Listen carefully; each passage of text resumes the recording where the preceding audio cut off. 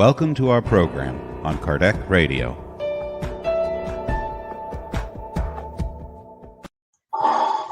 Hello. Good evening, everyone. Neide, Mota here, and Samanta Alves. Today, you'll be us. Stephen is off today. Sorry for that.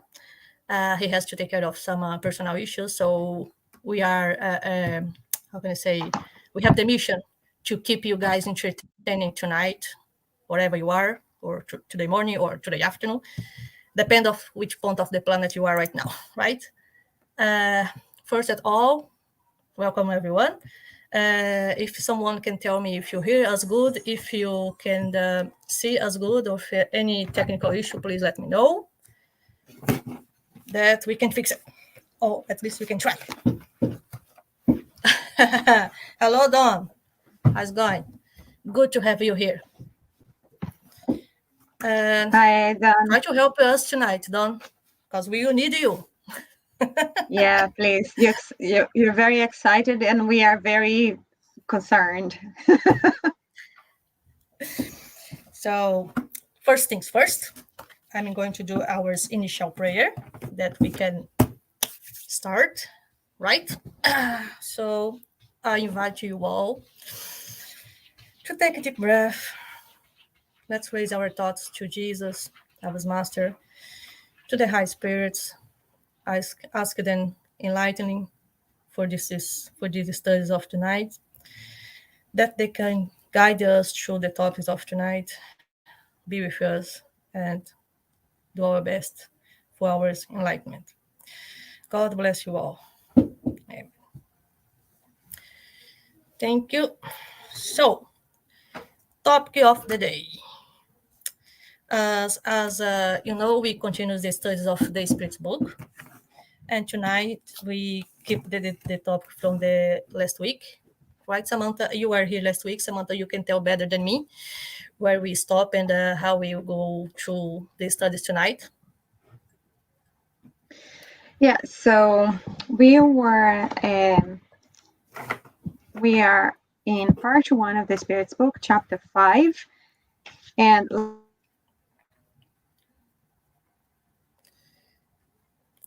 Samantha, I lost you. I don't know if his microphone or if it's mine. Sorry, I was on mute. Oh, can you hear me now? Now, yes. Thank you. Okay, cool. So I was just saying that we were doing part 1 of the Spirit's book, chapter 5, and chapter 5 talks about the vital principle. And we did from question 60 to 67. We are going to start in question 70 tonight, because you are boot again.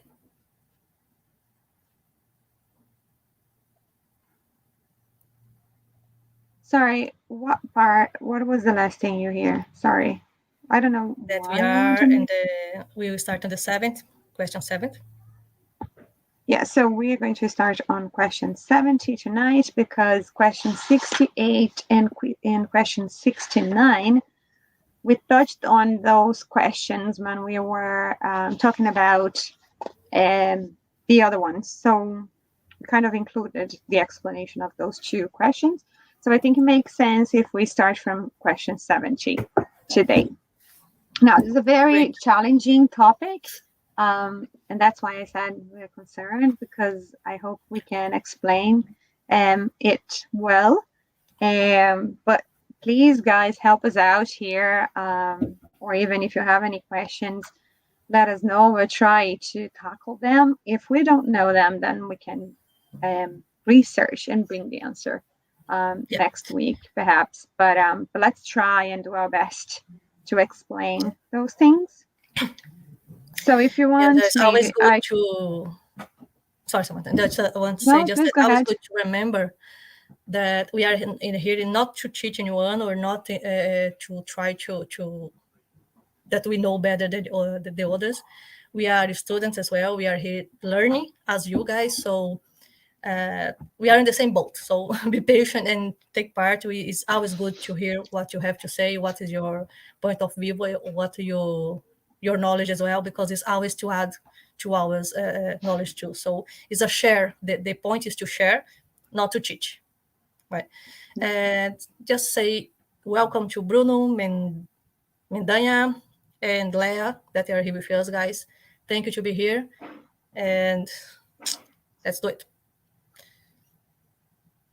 Okay, let's do it. So if you want, I can read the question, and then we can make some comments. Yep. So question 70 says, what happens to the matter when the vital principle of organic beings after that? Oh, sorry. Let me start this again. What happens to the matter and the vital principle of organic beings after death? And the answer from the spirits was the inert matter decomposes and it is used to form other beings. The vital principle returns to the vital mass. So I imagine it's a very complex concept to grasp, especially because like energy, we don't see the vital principle, but we can imagine that it's like there is a matrix of organic stuff, if we can say like that, and there is also a matrix of spiritual stuff or fluidic vital principle or vital principle. Some people say fluid, vital fluid, or other people say vital principle. It's the same thing, but it's like there is a matrix of this thing, so it goes and comes back to the matrix, to that mass of vital principle, says here in the question. And there is some explanation from Kardec. This question is so complex that Kardec felt the need to explain it a little bit more. So perhaps I'm not going to read everything, but just this beginning, I think it helps a lot us to understand the answer. So Kardec says, after the death of the organic being, the elements that had formed its body undergo new combinations to form new beings. These new beings, in turn, draw the principle of life and activity from the universal source. They absorb and assimilate it and restore it again to that source as soon as they themselves cease to exist. So this is the matrix of vital principles I was saying, is what Kardec is calling here universal source. And it says the organs are impregnated, so to speak, with the vital fluid, which enables all the body's components to heal when certain injuries occur and to restore functions that have temporarily ceased. However, when the elements essential for the functioning of the organs are destroyed or profoundly altered, the vital fluid cannot transmit this life-giving movement to them, and the organism dies. So if you guys remember, we talked about this cycle of energy that we have in the body. So Stephen gave the example of the car. So the energy that circulates in the car makes the material things in the car, all the components of the car, the mechanical components of the car work, and the mechanical components working gives more energy to the car and refills the battery. So the battery is able to have more energy and give this energy back to the mechanisms of the car again, so the mechanical parts. So it's like a circle that works really well. So that's basically what Kardec says here. So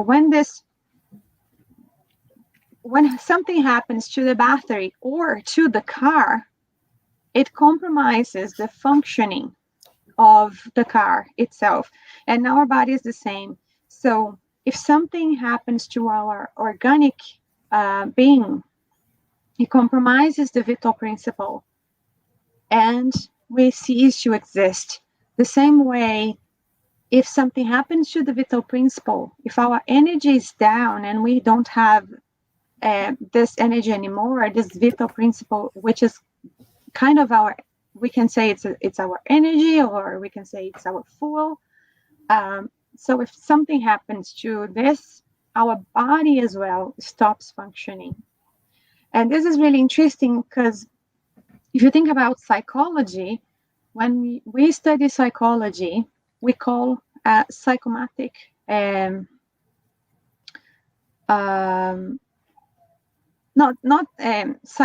so there's something that happens to a body that we say it's psychomatic, which means, for example, if you are sad or something really bad happened to you, your body will be affected as well. So it's not that it happens organically to your body, but this feeling will influence your body, and you can attract some diseases because of that. So if something happens, if something really traumatic happens to you, or if you accumulate sadness for a long period of time, or anything like that, you become so low in energy that it kind of compromises your organic functioning as well. And then you can have some diseases. So, for example, a lot of people says that some diseases that we have in our stomach comes from our nervous system, right? So if we are too nervous, or if we are too anxious about things in life, we can reflect that in our body. Psychosomatic, that's the word. Thank you so much, Don. Yeah. So they are interconnected, and one needs the other to exist. So I hope that makes sense. Thank you so much for your help, Don. Yeah. Created by the activity of the mind and will. Ulcer is created by worry. Exactly. So that's one of the examples that I was trying to give here. Is there anything you would like to add to it, Neide? No, I was just say that it's really good how science today, they are working in a way that there is a lot of research that prove that stress and worries and people who, for example, doesn't forgive easily, that is like anger, this brings us damage to our body, as you say, compromise. Because like I said, when you compromise your fluids, the vital fluid that is in our, that made our spirit, we compromise as well our physical body, because as you said, one depends of the other. And is the opposite way can happen as well. Yes, Samanta. For example, if you don't take care of your body, your physical body, if for example, I don't eat good, I don't sleep good, I smoke a lot, drink a lot, junk foods and all this kind of stuff, like I don't care about my body, and what I put inside of this, what the food that I'm put inside of my body, of this machine that I have. This can damage my body and can diminish my vital fluid as well, the opposite way. So we can prolong, or you can diminish our time accordingly with our choices. What, for example, the car. Let's continue with the car, because I like this example of the car, because it's very, I think it's very similar, like the function, how the car goals and the function of the body. If you don't care about what kind of food you put in your car, you put a bad quality one, and you don't care about the quality. With time, what's happening with your car? You damage the motor, you damage some parts, and you have a problem with the car. The car will break down sooner or later, right? The same happens with your body. If we don't take care with the kind of things that we put inside of our body, our physical body, we're gonna damage the body as well sooner or later. According with the time. And the one thing depends of the other, and vice versa. So it's very important to keep both in good health. Let's say if you want to keep the things in balance and to accomplish the time that you have to stay here, for example, because according with Spiritism that we see before, we came with an amount of battery. We have a spare time, like a spare time. I can say like every electronic, every battery, there is a end. We take the time that the battery is finished and the thing is gonna be useless, and we're gonna have to replace that. And this happens the same with our body. When this fluid that we came, that's finished, our bodies become useless. So we back, as they say, like as they said, we back to the I like to the example that they use in Bible, like you come from the soil. I cannot translate properly that one. You came from the soil, so the soil you're gonna back. How is that in English? Someone who read the Bible can help me here, because I don't remember, especially in English, but it's something like that. Like it's something like this. Yeah, you came from the elements of the earth, like from the fluids here. Our bodies came from the body, right? When we die, our body will back to the elements of the nature. Will decompose, and back to that. From the dust to the dust. Thank you. You saved me again. You are my hero. Always help us. Here. Oh, sorry. And yes, and it's exactly like that. I believe that it's everything is like everything is recycling. Everything is working together all the time, never stop, always recycling. And in the same way, in both ways, in the material world and the spiritual world as well, because they say that we came always the spirit came from the universal fluid, and when they return to the universal fluid. So it's going back. So it's the same mechanism that works. Yeah. And not only the fluid, the vital principle, but also the organic body as well. So as you said, from the dust we came, to the dust we will return. And so that is in relation to the organic body, and the vital principle kind of has the same cycle as well. So, and that's what I mentioned in relation to the matrix. So it's like we have this organic matrix and we have this vital principle matrix. But it's basically just a didactic way of explaining it. It's not like we can see this matrix this way, but it's just a way of explaining it.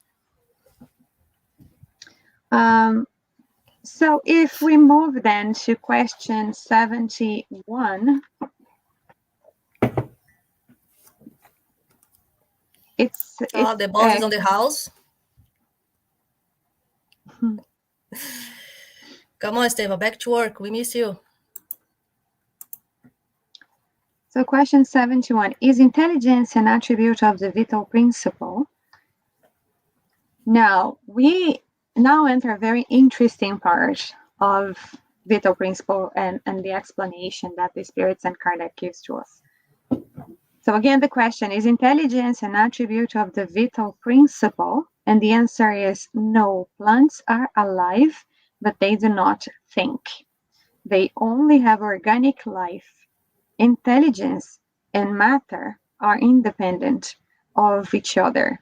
A body may be alive yet lack intelligence, but intelligence can only be expressed through material organs. Only the union with the spirit endowes animalized matter with intelligence. And then there's an explanation here from Kardec as well that I think makes sense for us to read them as well. And Kardec says, intelligence is a special faculty possessed by certain classes of organic beings, which it endows with thought, the willpower to act, and the awareness of their own existence and individuality.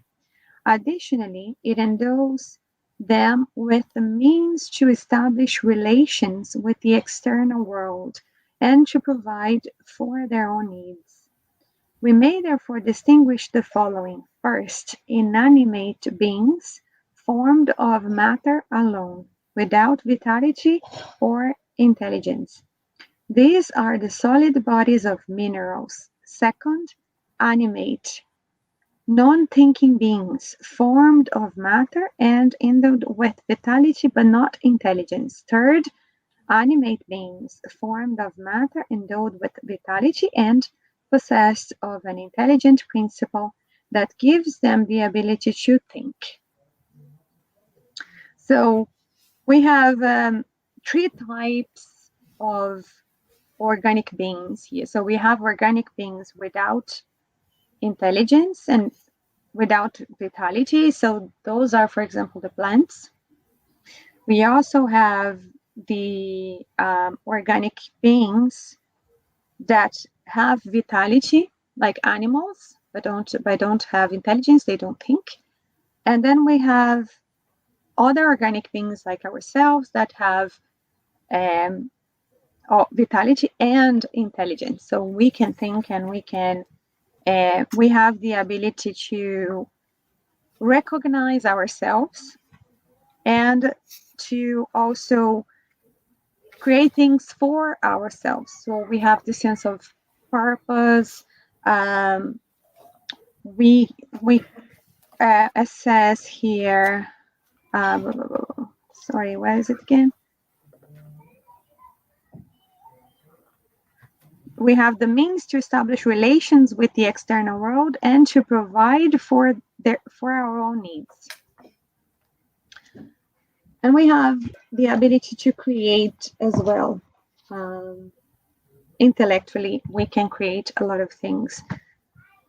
So this question is really interesting. I think, well, as all questions in the Spirit's book, but this one is very intriguing as well, because intelligence then is not an attribute of the vital principle. The vital principle, again, is this energy, and animals have this energy, but they don't have intelligence. So it's a special faculty that we possess, which gives us this willpower to act and the awareness of our own existence and individuality. Yes, like I said, the animals, they have the instinct. You know, they act accordingly with the instinct. They are very smart. They can be very smart, as we see. You know, there is some animals that is. I think that some animals that they can be more smart than some people. I'm joking, but yes, it's a different kind of intelligence. So the intelligence that we are talking here, and the intelligence that the intelligence of the human, the capacity of take decisions, that decide about, you know, to take decision about things, to take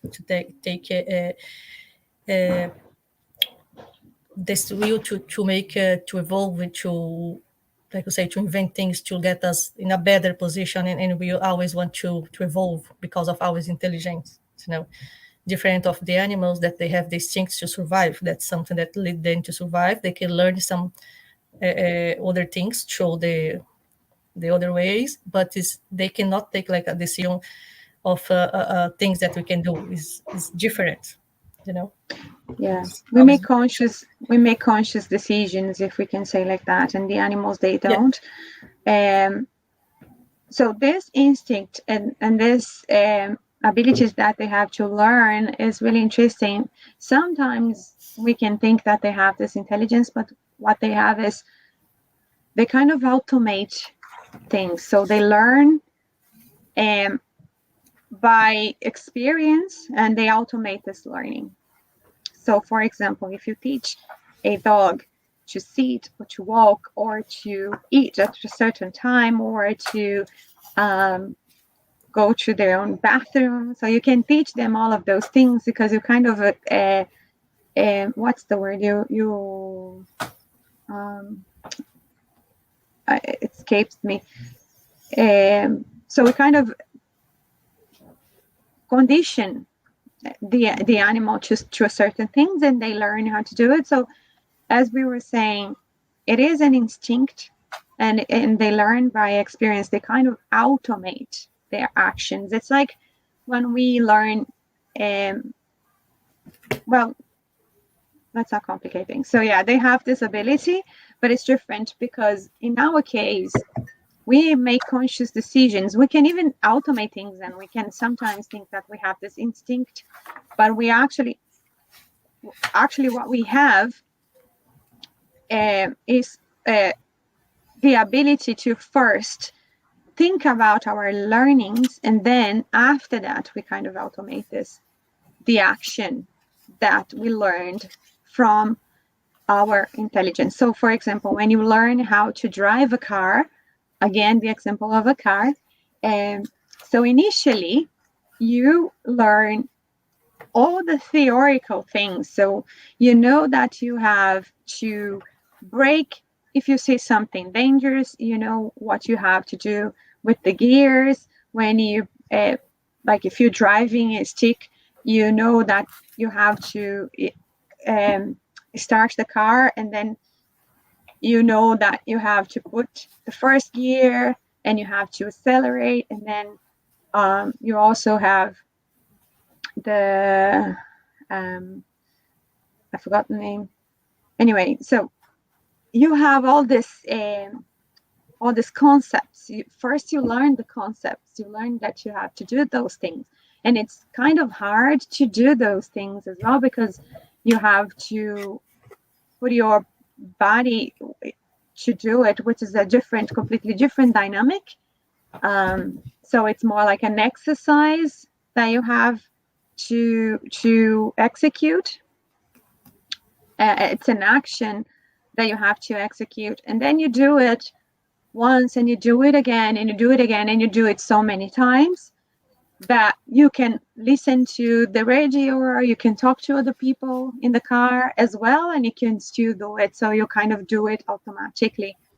But initially you had to learn those things conceptually. So it is different from animals, I would say. And that's what makes us different, really, from other species. Yeah. About the animals, for those who are who has more curiosity about, we have a chapter on the Spirit's book that just dedicate the three kingdoms. Is chapters 11. We will study the three kingdoms, and it's like mineral, animal, and animal. But yes, in this part, in this chapter, we go further on the animal instinct, all of about this subject. And then question 72 asks, what is the source of intelligence? So if we have this intelligence, and it's what makes us different from the other organic beings, then where does it come from? And the answer from this series is, we have already said, the universal intelligence.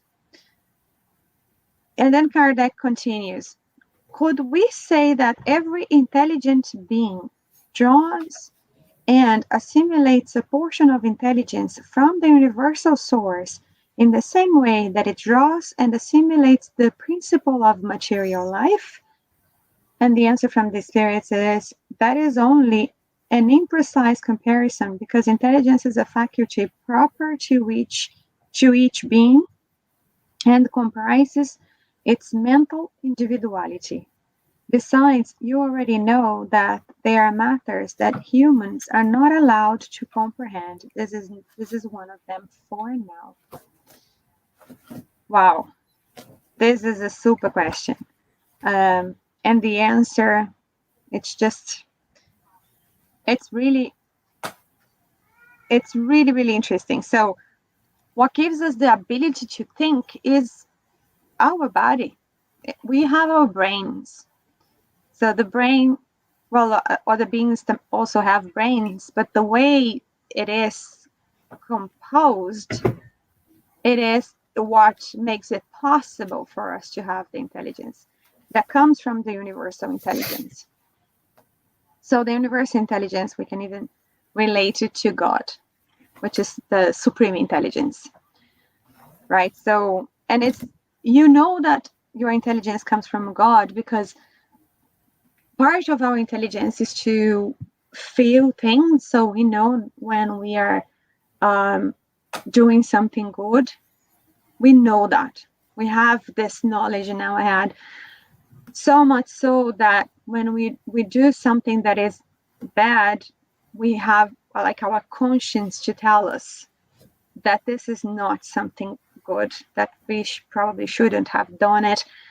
We kind of criticize ourselves as well. So we have this judgment of our own actions, and that comes from this intelligence that comes from God. But organically, what makes it possible is the way our brains are designed. And then we have the universal intelligence, the vital principle, all of those components working together to make it work. But this intelligence, I love this idea that it comes from the universal intelligence, which is God, or God, yeah, which is God. God is everything anyway. But yeah, it's amazing. And also, I like when it says that besides, you already know that there are matters that humans are not allowed to comprehend. This is one of them. So for now, and it even says for now, so we are going to develop and we are going to learn so much more. For now, we have a limited ability to understand things. And I love this part. yeah. Yeah. Well, we can even see that, like our brains, our brains are increasing in mass, because the more we know, the more we develop it. So nowadays, our brains are much larger than it was before. Science has proven that. So we are improving. We are learning a lot. And nowadays, we can understand things that we wouldn't understand in the past. Well, technology is here to show us that. Health sciences as well. So all of those things, they developed so much. And I also love the fact that Spiritism has this holistic way of seeing things. So Spiritism is not really a religion. So it is much more than that. And a lot of times it's not even that. It's a science, really. It integrates so much, and we can see the not similarities, but things that we say in Spiritism, and even things that we see that the Spirit's book was written so much long ago, and it's still relevant. And at that time, we had much less developed sciences, but the Spirits, they were already telling us so much about things that we comprehend today.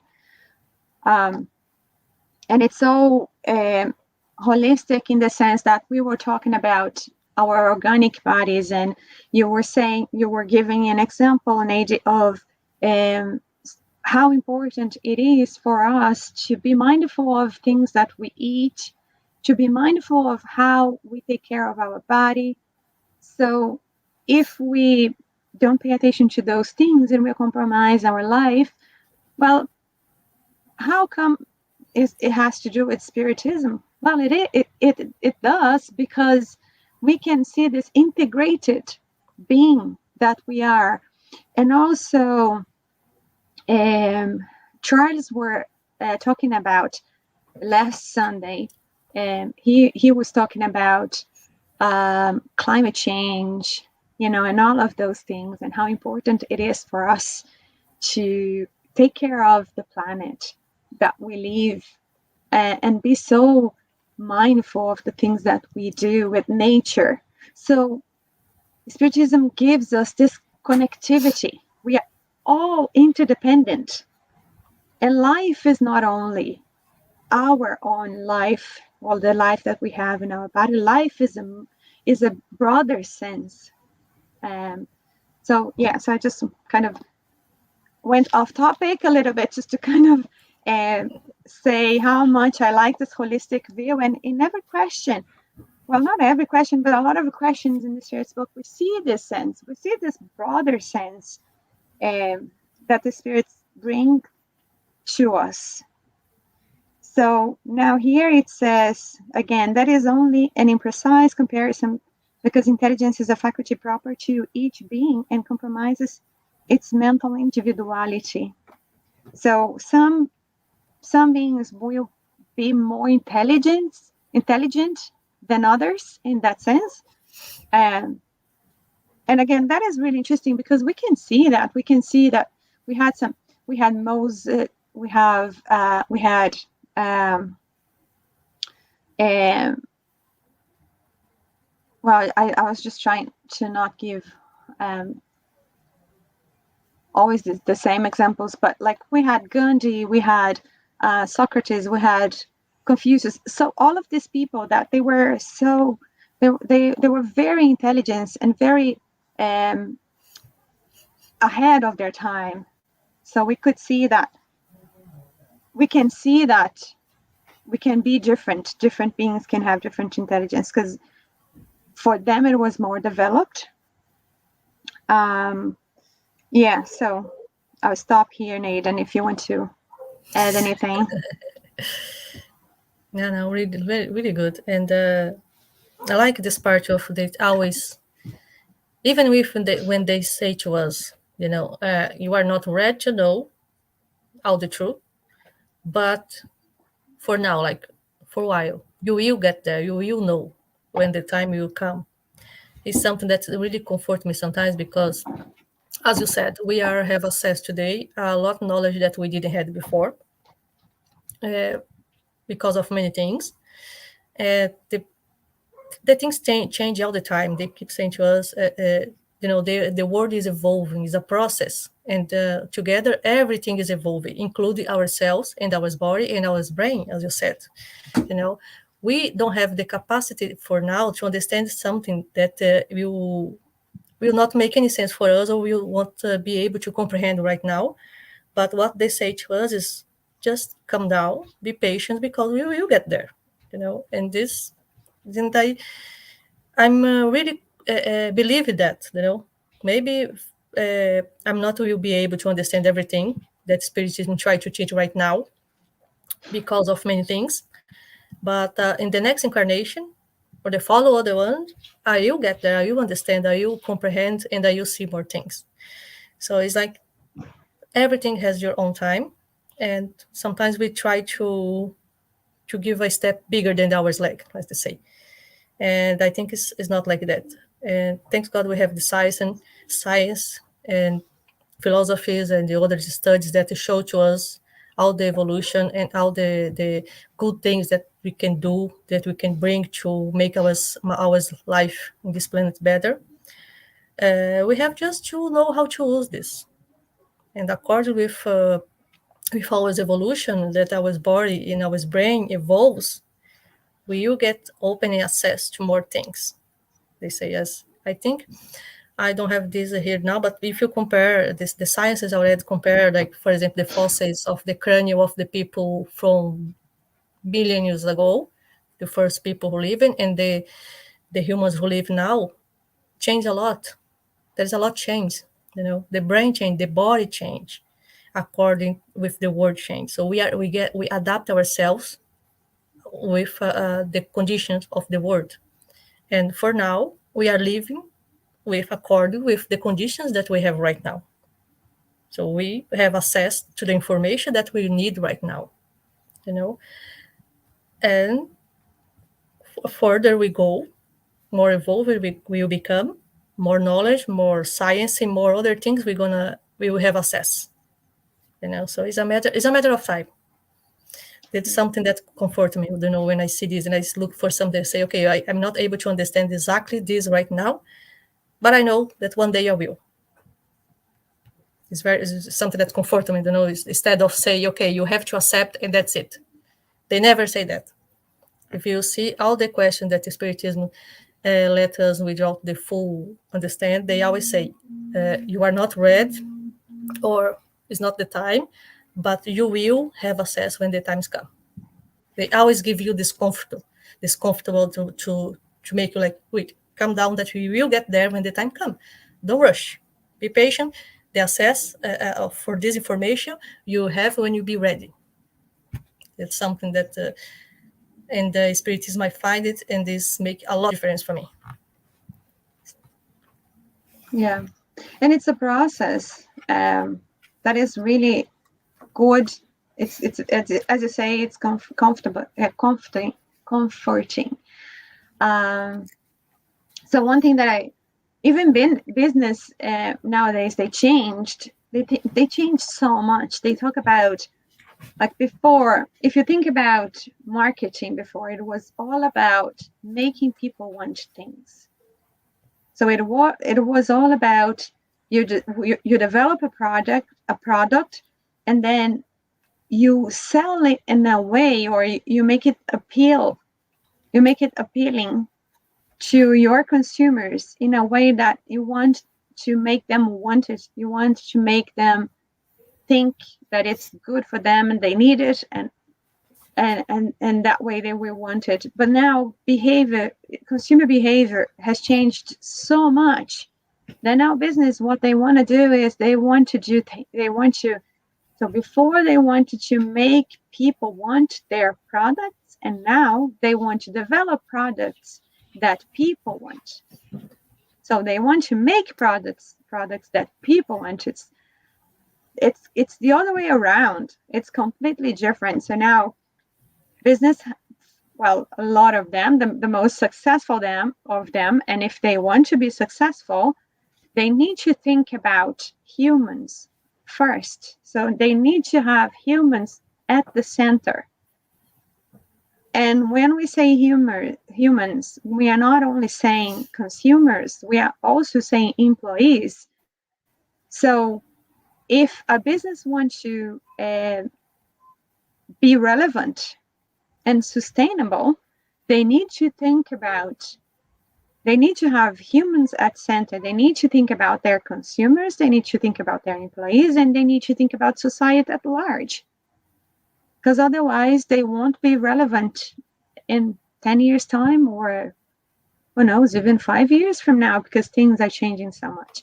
And this is a big leap from where we were 20 years ago, 30 years ago. So yeah, super interesting. And I think there's one more question in this chapter that we may have time. 2 more questions. Okay, so let's try 3 actually. So we are in question 73. Is instinct something other than intelligence? Not exactly. It is a type of intelligence. Instinct is non-reasoning intelligence, through which all beings provide for their own needs. So when we were talking about a dog, for example, learning when to sit, when to walk, when to jump, or when actually to eat, they have this non-reasoning intelligence. So they are smart enough to learn those things by their instinct, but they don't reason, and that is the difference. And then again, talking about the example of how we learn to drive a car, we first make sense of all of those things, and then we experiment. So question 74, can we draw a line between instinct and intelligence? Example, can we determine when one ends and the other begins? And the answer from the spirits, no, for they frequently commingle. However, we can very well distinguish the actions belonging to instinct from those belonging to intelligence. And so you can see that sometimes we do things just because we have this survival instinct, right? So we eat because we need it. We become very hungry because we need it. But like animals, they only eat when they're hungry. We don't. We eat because the food is smelling good. We eat because other people are eating. We eat because we saw some commercial and we wanted to, it makes us want it.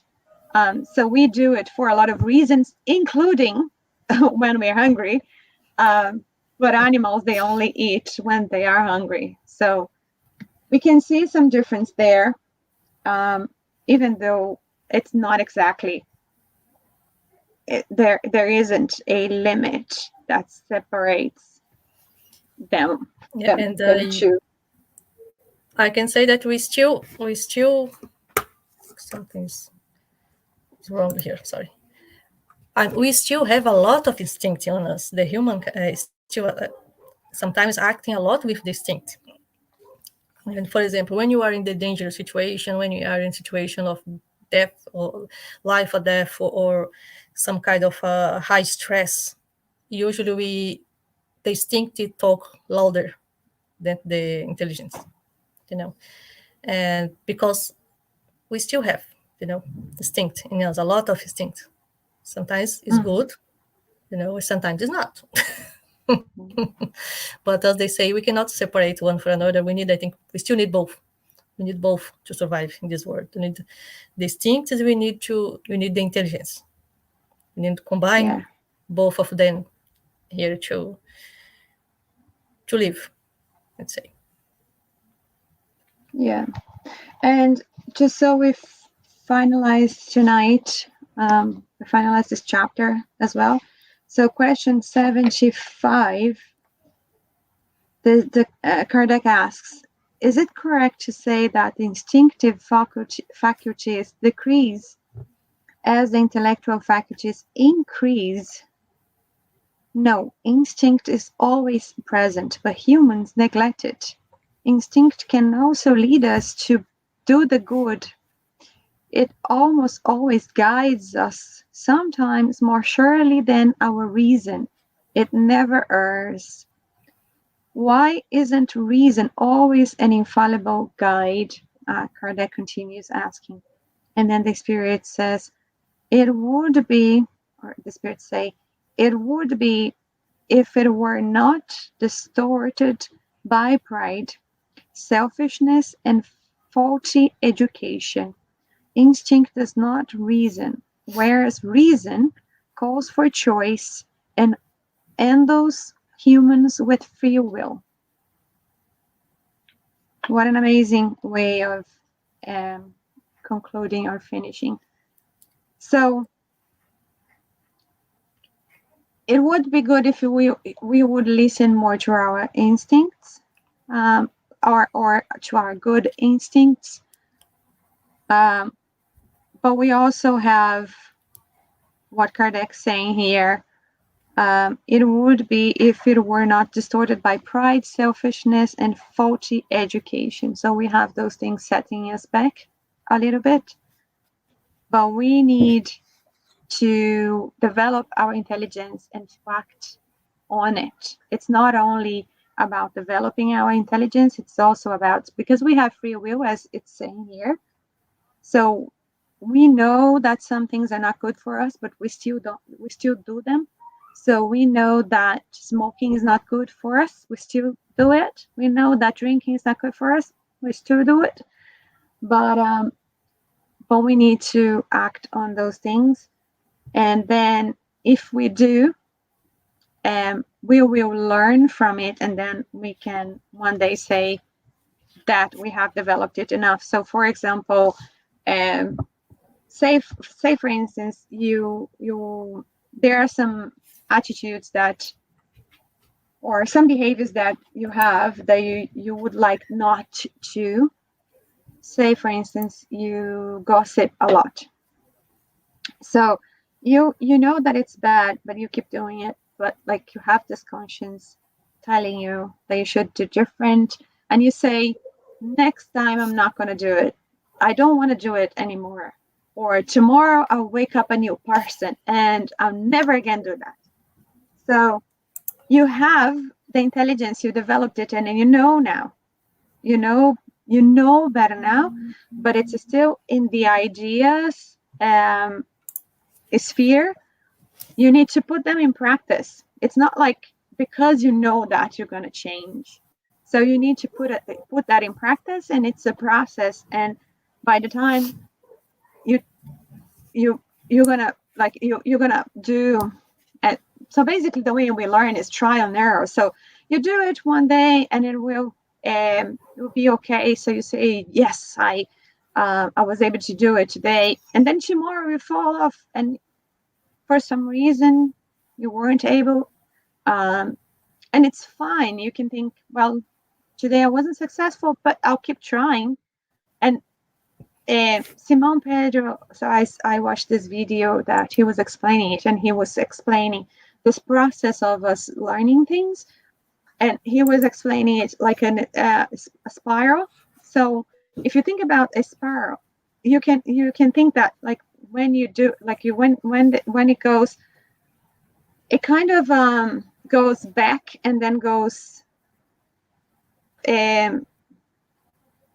it's like you do one step, 2 steps forward, and then 1 step backward, and then 2 steps forward again and 1 step forward. So if you do that, even though you do a step forward once in a while, you are still developing. You are still going ahead because you are giving more steps forward than backwards. So it's okay, and it's a process, and we need to understand that we are not perfect. We're not there yet. We are in the process. So you should do our best, forgive ourselves when we make mistakes, and keep trying.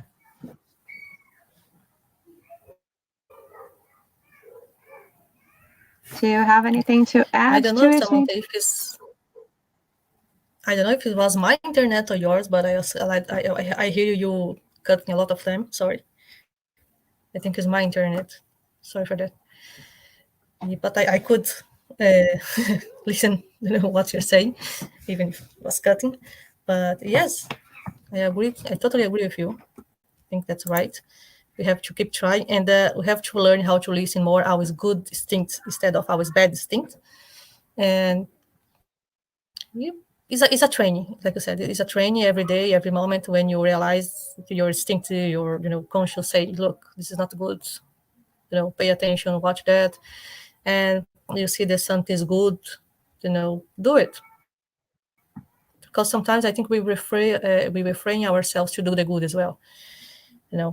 We see something that we could do or we could help, and because of our pride or our selfishness or our other things that we think, we lose the moment, we don't do it. And so I think is a moment that we have to pay attention on these small things that happen every day in our life, and see which one I'm listening more, my good instinct or my bad instinct. And make choices. Try to try to make the good choices. Guys, questions? Any questions? Any comments? Is the time. You are getting to the end. If you want to say something, now is your turn. Because we are here. And yes, don't forget, for those who are in European time, we have our studies group every Wednesday from 8 to 9 p.m. UK time. If you want to join us to do the studies of the Spiritist book, send an email to us, to Spirits. Let me see if I have the email here. Do not say wrong. The one that, here we are. Here. spiritismireland@gmail.com. Send an email to us asking request to join the studies group, to join the studies group, and I will send to you the link. Is on the Zoom. Is a private room, and everybody is welcome. It's in English, and we discuss it. Everybody can talk. Everybody can say what you understand for the questions, and participate. Is very, very nice. And yeah, if you have curiosity or if you want to join, you're very welcome. And of course, every Tuesdays, Thursday, we have our talk show here, as 7:15, European time, UK time. And on Sundays, we have our speech on Mondays as 11:15. And yeah, I think that's it. Something else you want to add, Samanta, for today? An announcement? Something going on? No, I think that's it. For those that are wondering about us going back to the Spiritual Center physically, we still don't know when we are going to go back. So when we know that, we are going to let everybody know. Yeah. Thank you, Gabriel Inácio, for your comment and to be here with us tonight. Hope that we entertain you. Thank you, Dawn, our companion that's always here, Bruno, again, Lea, and everyone else who is there. Thank you very much for your company, for your patience. And I think that's it for tonight. Do you want to do our final prayer, Samanta, to finish our show? Sure. So let's close our eyes.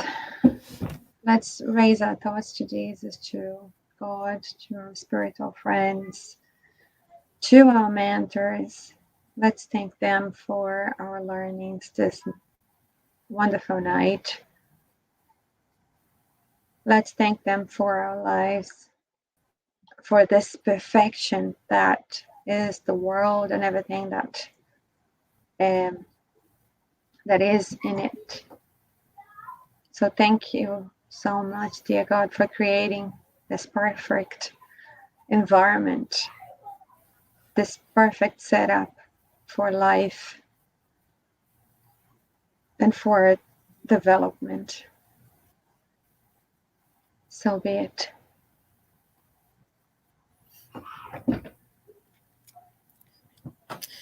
Thank you very much again, guys. Thank you, Kardec Radio. Thank you. And see you again next week or the following. Thank you very much. Have all a good night and take care. Be good. Thanks.